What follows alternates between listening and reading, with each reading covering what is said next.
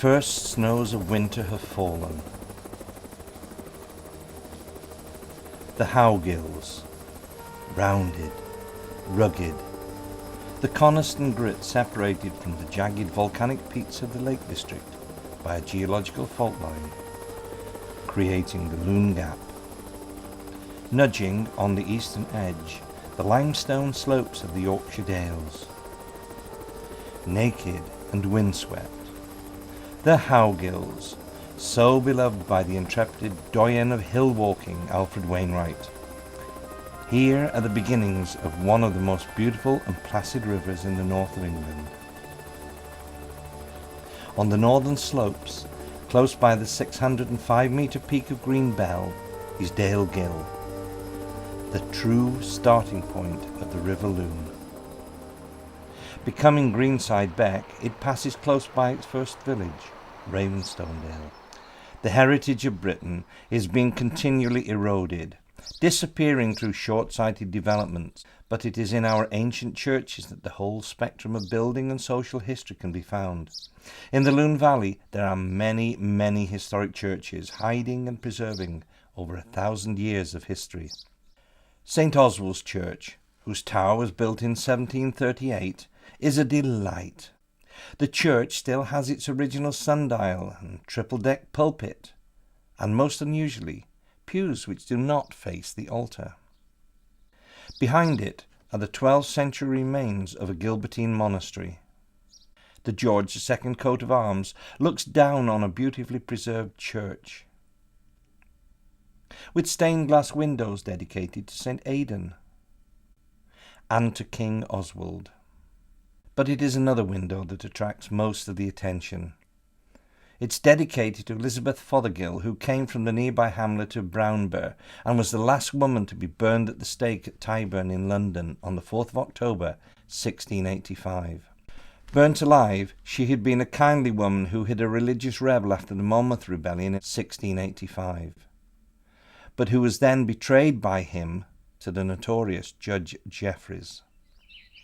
Brownborough is still tiny, but it retains its 17th century tower house and ancient farms. The village of Raymondstonedale is not strictly on the River Loom.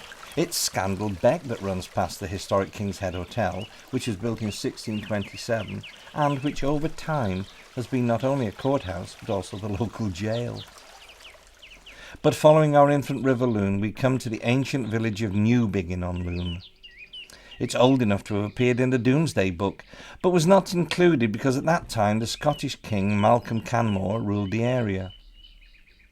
It didn't become part of England until William the Conqueror's son Rufus pushed the Scots further north to establish the present Anglo-Scottish border. It is so full of history. Newbiggin means new settlement, and if you look closely at many of the houses you'll see arched entrances by some of them. These lead to yards where the yeomen and the farmers would drive their animals to protect them when raiders, or reivers as they were called, came down from the north, looking to steal cattle, and as many virgins as they could find. This ancient area was famous for its wool and knitting from the end of the 17th century, and there are rooms in the houses where the smelly wool fleeces were stored until it was time to move them to the spinning galleries. Here, ladies and girls in the house would use their spinning wheels to prepare wool for knitting. There are few places in Britain where you can see intact spinning galleries like these. The Silurian rocks of the Howe gills form the southern edge of the Loon Valley for quite a while, and have been cut deeply by the many becks and streams which feed the River Loom. A feature of this area are the magnificent stone walls that cover the hillsides. Painstakingly built over the centuries, they stretch for miles, a paradise for photographers, but they're in constant need of repair. Many local farmers have had this skill passed down to them from father to son. For those hill walkers who freely roam our countryside, it might be well to remember that one dislodged stone can soon lead to a wall falling into disrepair. The walls not only mark the hill farm boundaries, but also do have a real function by keeping the different flocks of sheep apart. On the northern slopes of the valley, above Brownborough, I came across a young shepherd and his dogs bringing in his flock. It was a moving sight. Man and dog working in harmony. It was a sight that I would see many times, many more times on my journey down the Loon. It might be pretty for the tourist to see, but let's not forget just how hard it is being a hill farmer. The limestone fells to the north around Newbiggin Tarn are bleak and desolate, but from here they present a magnificent panorama of the Loon Valley and the Howe Gills to the south. Limestone was an essential part of farming in the past, and nearby are superb examples of lime kilns. The farmers would load the limestone rock in the top, add some combustible material, and then burn from below. This would produce a fine powdered lime for the fields, and when it was spread, it had the result of reducing the acidity of the soil, and thus made it more fertile. In the valley below, the main road from Tbay to Kirby Stephen has been straightened, but it has meant diverting the river. As we follow the old road, we pass through small hamlets such as Wath. The name means ford. And Kelleth, with its delightful Elizabethan manor house. Incidentally, Kelleth means the hillside with the spring. Just past Kelleth, we can follow a narrow lane which leads us to, eventually, the small town of Orton. The whole area shows many examples of prehistoric life. Spread over hillsides are many burial mounds, and hidden in a field on the lower northern slopes is one of the valley's treasures. Gamelan's Stone Circle. On my first visit, I missed it completely and ended up high on the fellside. I had passed on the other side of a stone wall. So near, yet so far. This early Bronze Age circle of 40 stones is one of the best preserved in the north of England, although a local farmer ploughed the original burial mound up in 1860. In the space of a few moments, the Howe Gills can change their character completely, and there's no better place to witness this than from the fells near Orton. Orton is a very pretty little market town. It even has its own village stocks. And an old temperance hotel.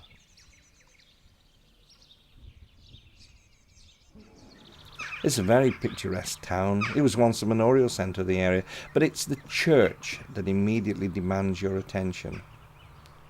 All Saints' Church, majestic, proud, and still serving the local community after more than 600 years. Encompassing centuries of our British church and building heritage. A royal coat of arms dated 1695 to show the church's loyalty to King William III. The old medieval parish chest, iron-bound with its 3 locks, original roof supports, and an original door pillar. Stained glass windows from the 15th and the 16th centuries, and pews from 1733. All Saints is famous for its peal of 8 bells, and in the north aisle is a frame holding 3 bells. The earliest of one, which was cast in 1530. It's south of Orton, after it has meandered past Gill and Raymondstonedale, that the River Loom comes to Tbay to make a dramatic turn south. Old Tbay is a small hamlet in which once stood the Brandreth Stone. The large granite boulder had a cross chiselled on it, and it's said that this once formed the England-Scotland boundary. It's also the place where the early drovers once branded their cattle, but unfortunately, like many other places, the M6 motorway simply erased it from our heritage. However, Old Tbay still defies the march of time, and the remains of the most northerly Norman castle in the Loon Valley still survives next to the motorway junction. Castle Howe was once a typical Motte and Bailey earthwork fort, guarding the passage north. But now all that remains is the castle mound, the 1.5 acre site ravaged by the river and by man in equal proportions. Tbay slumbered on until the middle of the last century, when the march of progress brought the railway. Suddenly, Tbay became a railway town with large sidings, new terraces of houses and engine sheds. The sidings and the sheds are now an industrial estate, but the houses remain. Being a railwayman's son, I grew up with the heady and evocative smell of steam and hot oil. One of my childhood memories is of travelling behind these mighty steam trains, pulling 13 or 15 fully laden coaches as I travelled from Lancashire to my grands in Scotland. I always started off with nicely pressed trousers and a pristine white shirt, but as I spent most of the journey hanging out of the window, smelling the smoke and getting coldest in my eye, guess it was always in trouble when he got to his grands. But the finest moments always came on the downline when we passed through Tbay and headed up the long pull over Shap Fell. Magically, another train always appeared behind us, steam and smoke billowing everywhere as it gradually caught up with us. Was it going to crash into us? Why, we've got two trains on the same track. And then the slightest of bumps, sometimes not even a nudge felt, as one of my heroic engine drivers began to push us up the long haul to Shap. This was the bank engine, giving us a helping hand to the top. And when we began to pick up speed on the run down to Carlisle, I'll hold on to the thick leather window strap, hanging out as far as I could, and wave a big thank you to the fast disappearing friend being left far behind. Ah, such evocative memories of the golden age of steam. My father, Dick Abram, being a Lancashire railwayman all his life, gave me opportunities that many a young boy could only dream about. I didn't need to dream about becoming an engine driver when I grew up. I could lay a level fire in the box at 9 years of age, cook breakfast on the shovel, and by 11, in Lee Goods Yard, shunt wagons and make up freight trains, whilst my train driver mentor Rupert did card tricks. Now Tbay is barely a short flash from the Intercity Express window as it whispers its 100-mile-per-hour journey south, a place seemingly diminished by the overpowering M6 motorway. On the opposite side of the valley to Tbay is a little valley that leads to a small settlement called Roundthwaite. Place names ending in ber, Burr, or Holm, and Thwaite, they all bear testimony to the occupation at one time or another of the Vikings.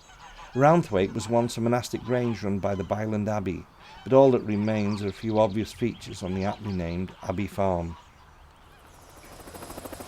Now the River Loom tries to score deeper into the geological fault line. I think that this is the prettiest, most picturesque part of our 65-mile journey to the sea. We're now entering the Loon Gap. The river has picked up speed dramatically as it hurries through the narrow gorge and under one of the architectural gems in the Loon Valley. This 17th century bridge has stood the test of time and will last for many more hundreds of years to come. Along the whole of the Loon Valley we'll see many pretty riverside spots, but nothing will compare with these few hundred yards. Its turbulent water, jagged rocks, peaceful salmon pools and tree-lined banks. Much longer than these concrete monstrosities. Do road builders and bridge designers ever take into account the beauty of the surrounding landscape? How can the Civic Trust justify giving these an award? Perhaps their talents could find more places to give awards if they journeyed to the frozen tundra of Siberia. In the next few miles, those who take the trouble to look will find centuries of history all around them. On one hand, we have the modern-day railway, motorways, roads and river all running parallel to each other in such close proximity. And on the other, we're travelling in the footsteps of the Norsemen, Romans, writers, artists and religious giants. During the Roman period, this was part of their main marching route from Chester to Carlisle, two very important garrison towns. A Roman fort was built at LowBorrow Bridge and can still be seen today, although the current remains are believed to hide a much earlier site. It's 420 feet long and 320 feet wide. Little excavation has been done, but it's thought that the name was Gala. It's believed that it once housed a 500-strong infantry unit and some cavalry. The Roman fort is considerably bigger than the present-day remains would suggest. What is certain is that the Roman road ran next door to the fort, and ran south until it reached Ribchester. Farmsteads and fairly narrow roads are the indications here that this was once one of the Romans' main marching roads. Look up the hill and you'll see a Roman aqueduct taking the water to the fort. LowBorrow Bridge Farm, once the LowBorrow Bridge Inn and where they used to hold manorial courts, seems to have benefited from the stone that was once used to build the Roman fort next door. It would have been a stopping off place on the Galloway Gate, the old drovers' road from Scotland to England. It's not hard to imagine the drovers with their sheep, cattle and ponies, or the pack horsemen as they made their way south to Kirkby Lonsdale. Here was once held one of the largest sheep and cattle fairs in the north. This beautiful old bridge, Saltworth Bridge, is now on the route of the Roman road. It's flanked by bluebell woods that stretch way up the hillside. From the western side of the valley, you can see an unusual heart-shaped wood. Folklore has it as a memorial to the navvies who dug out the cuttings and who built the embankments for the railway. That was in the race to complete the west coast route before the east coast one in the mid-19th century. Each tree representing life lost by one navvy.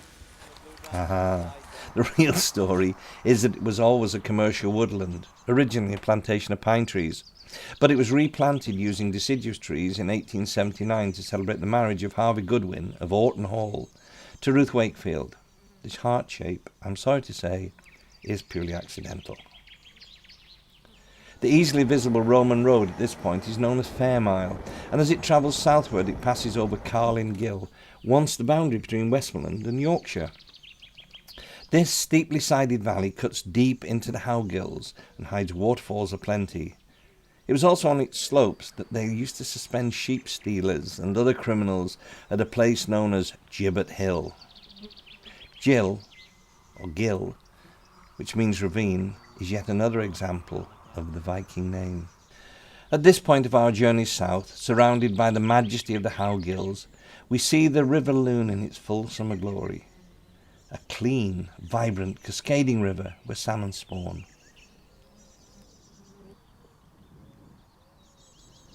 The Howe Gills are natural walking country, but some prefer to enjoy their grandeur the easy way.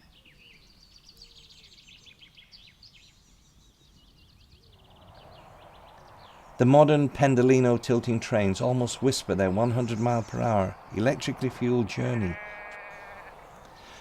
The valley has widened now, and below Dillicar Common, the eye is drawn to the majesty of a previous industrial period, the low Gill Viaduct. Its 11 45-foot span red brick arches rise 90 feet out of the valley side, but they don't seem to offend the eye as a wind farm does. Testament to the time when the railway era was in full steam and competing private companies fought with each other to build through routes to Scotland.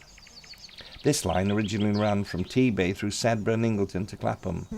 The viaduct is a magnificent sight, a lasting monument to our industrial heritage. A beautiful old 16th century packhorse bridge crosses the river at the Crook of Loon. This is one of two such named places on the Loon, by the way. Beware the unwary. This bridge is very narrow and has remodelled my car on one occasion. The adjacent 18th century Davy Bank corn mill probably made good use of the bridge, and the nearby fields make the perfect summer picnic spot. Beauty, serenity and tranquility. This part of the Loon Valley, around Chapel Beck and the Crook of Loon, is dotted with a range of farms. And let us not forget that the beauty that we enjoy as a visitor is due entirely to the hard work put in by local farmers and landowners. This land is worked and cared for, and has been for centuries. But it was also here that I came across modern-day farming in action. It was time to cut the silage, and to watch the contractor at work was almost like watching a contemporary valley. As the forage harvester, controlled by a fly-by-wire joystick, moved forward to pick up the grass, the tractors and their trailers moved quickly into position to receive this airborne green torrent.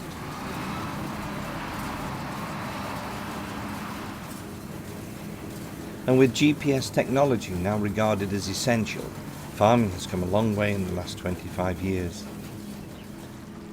By meandering quietly along the narrow country lanes, one often comes across an unexpected treasure, such as Howe Gill, where the Chapel Beck joins the Loon.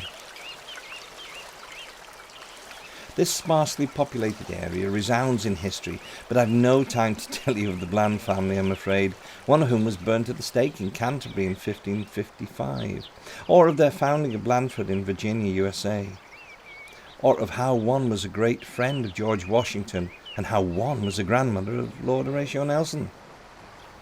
It may be hard to imagine, but this narrow country lane once resounded to the sound of marching feet as the Romans journeyed north. But beware. Always be on the lookout for the milk lorry.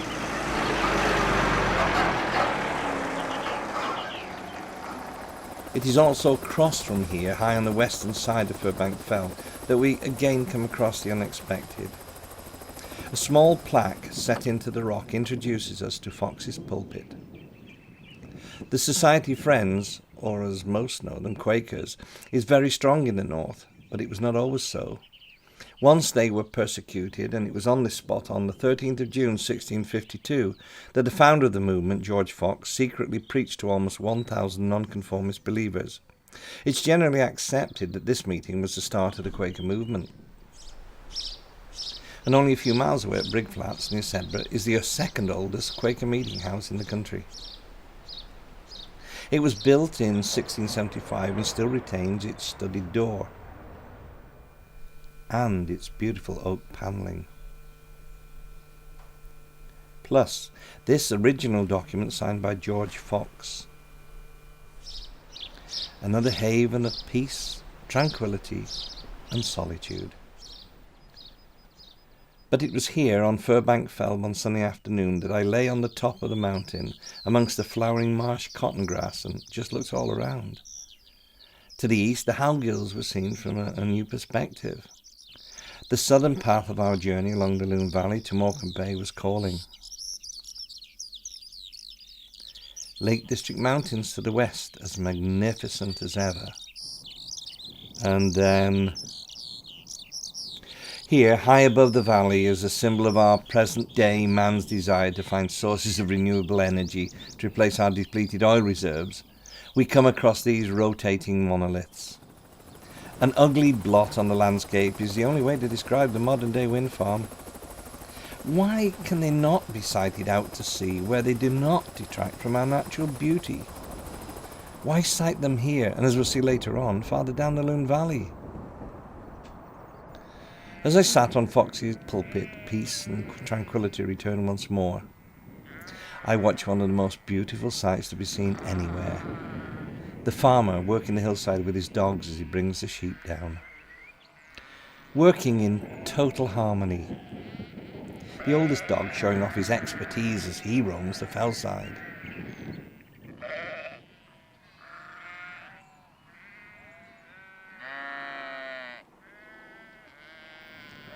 And the farmer with his young daughter.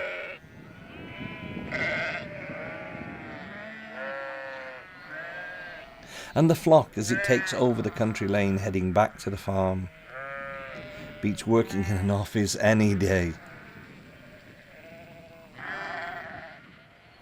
After passing the unusual metalwork of Waterside Viaduct on the long-gone Clapham railway line, the River Loom passes under a narrow bridge on the Sedbergh to Kendal road. The nearby farmhouse was once Lincoln's Inn, or Bridge End, and used to be another stopping place for the drovers. This stretch of river from Lincoln's Inn Bridge to the confluence of the River Loom has a character all of its own. From its placid trout pools it tumbles over layered limestone rocks, and the river creates a vibrancy seldom seen throughout the whole of its length.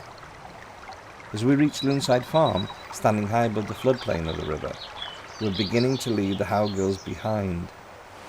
But the rapids here are paradise for photographers.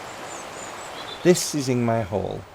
In the 17th century it was the home of Sir John Otway, who was one of the main forces behind the restoration of Charles II to the throne. He was also a great supporter of the Quaker movement. But now I'm going to divert slightly because we're almost in the ancient market town of Sedbergh.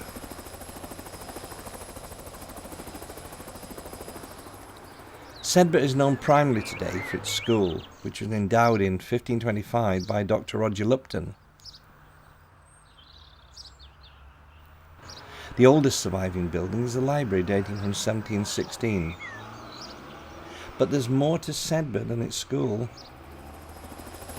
The town probably began in Roman times in the area known as Castle Hall. Later in the 11th century, a Motte and Bailey Norman castle was built, and the mound is still to be seen today.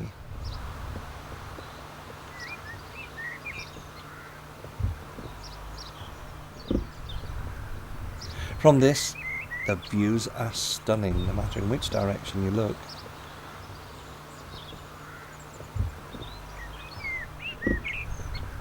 King John granted its market charter over 750 years ago in 1251.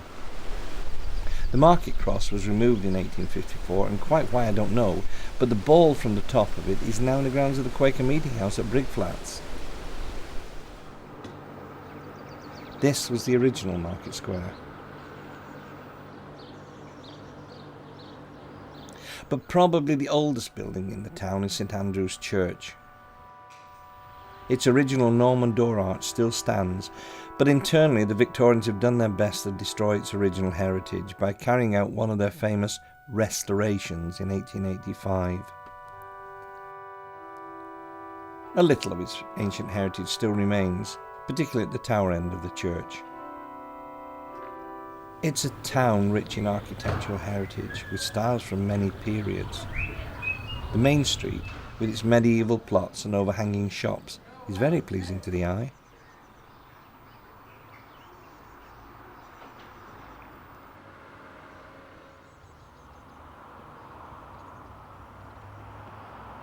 The quaint little courtyards, which run behind the main street, give an indication of the town's past prosperity and of its links with the woolen industry.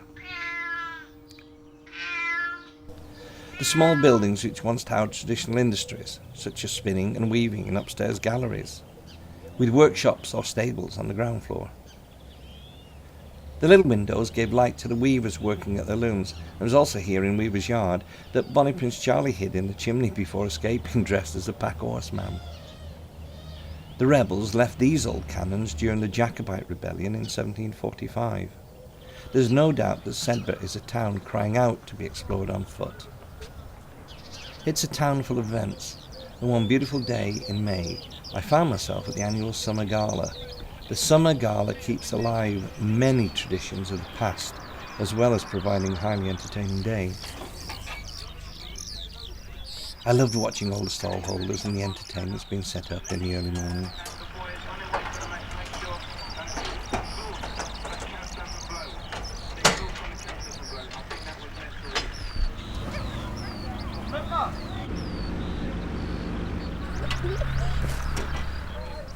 Are you not doing nothing?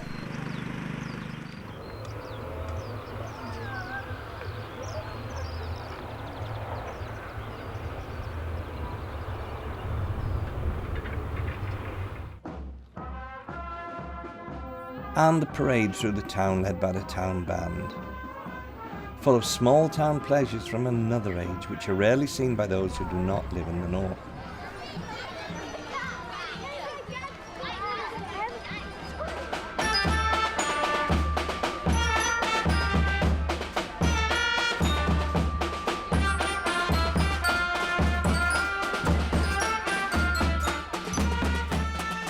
Eventually ending up at the now transformed Gala Field.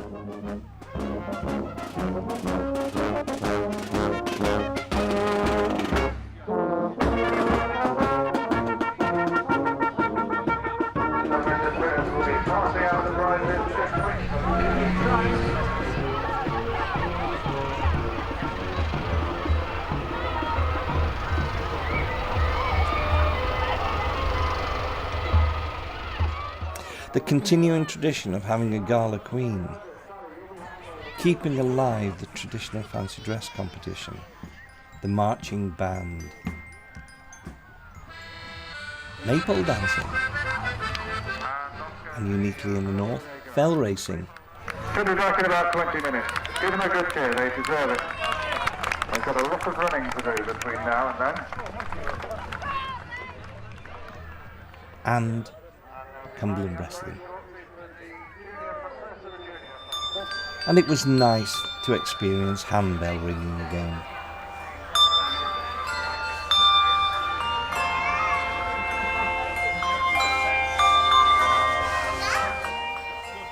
Too many of these traditions have been lost, and it's heartening to find that the young people of Sedbergh are helping to keep some of them alive. Sedbergh, with its quaint artisan courtyards, traditional inns and guest houses, is a perfect place to stay.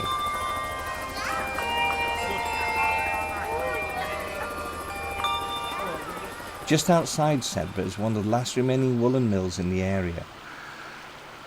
Farfield Mill is now an arts and heritage centre. Farfield Mill began in 1896 and was a woolen mill right up until 1992 and was run by Pennine Tweeds. In 1992, a group of people from Sedbergh got together and formed the trust, which is called Sedbergh District Buildings Preservation Trust.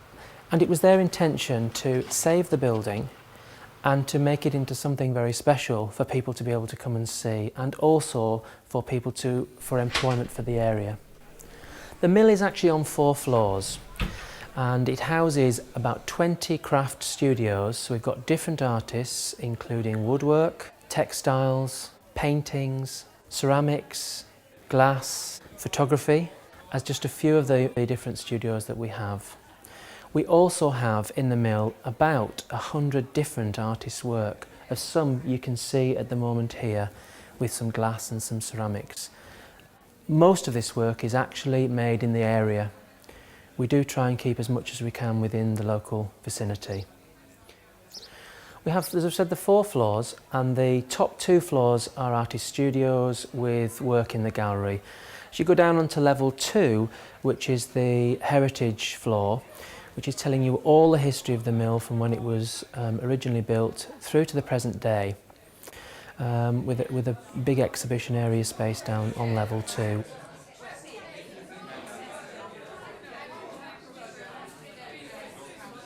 We also have on that floor a changing exhibition room.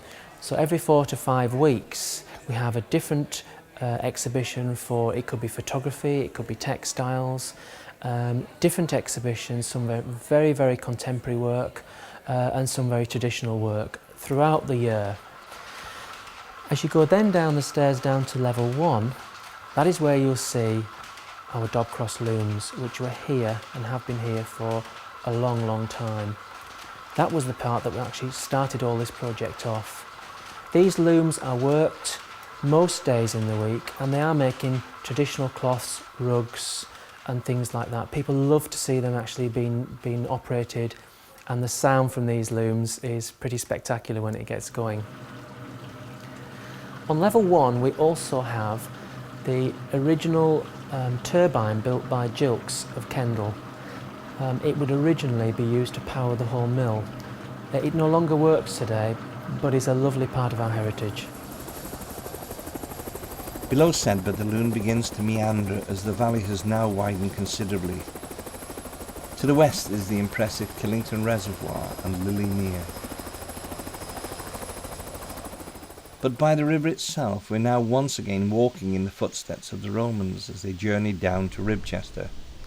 The road passed close by the 14th century Middleton Hall, and it was here that the Middleton family lived for over 300 years. That's providing they paid a yearly tribute of a cast of falcons to the Lord of Kendal Castle. It's an impressive building with its 15th century 4.5 feet thick curtain wall and gateway. These trefoil windows and fireplace indicate that at one time there appeared to be a gatehouse, but that has all but disappeared. The main 17th century building inside the curtain wall houses the banqueting or manorial hall, and that's where the manor courts were held. Behind this original iron-studded door, the lords of the manor dispensed their rough justice. They would have sat on a raised platform by this now enclosed window. And this fireplace once housed the hidden access to a priest's soul, which appears to have been in the roof space above the entrance passage to the manorial hall. It was across this entrance passage in the adjoining cell-like rooms that the prisoners were held. The hall contains some fine rooms, including this one, with its 17th century panels and Latin inscription. Near Hawking Hall there's a Roman milestone telling us that it's 53 Roman miles to Carlisle. The other inscriptions were added in 1836, testimony to the fact that it was actually found much closer to the river, and it was re-erected about 200 yards away from the actual line of the Roman road. Throughout the Loon Valley are scattered numerous country houses and halls, places such as Raymondstonedale Hall, which has had innumerable rebuilding work done to it since the discovery of dry rot in 1948, and with its unusual metal bridge built by the estate workers. The river here is particularly placid, especially in the late summer.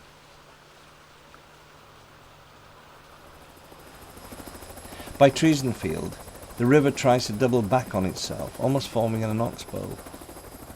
The name's nothing to do with the affairs of the state, I'm afraid, but comes from the French and means